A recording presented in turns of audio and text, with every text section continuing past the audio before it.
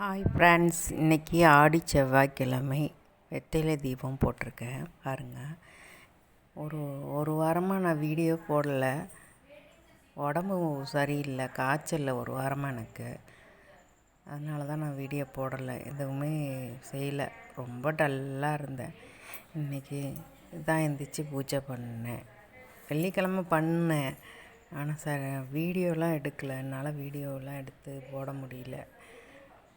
அதனால் இன்றைக்கி செவ்வாய்க்கிழமை, இன்றைக்கி நேற்றெல்லாம் வீடெல்லாம் க்ளீன் பண்ணிவிட்டு இன்றைக்கி விளக்கேற்றி சாமி கும்பிட்டேன்.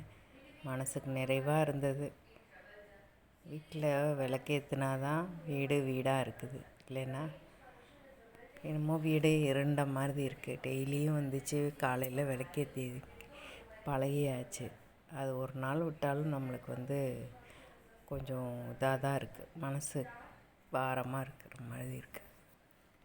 அவங்கள எடுத்து கும்பிட்டா தான் நம்மளோட அன்னையோட டே நல்லா இருக்குது. யாருக்கெல்லாம் அப்படி இருக்குதுன்னு எனக்கு கமெண்ட் பண்ணுங்கள்.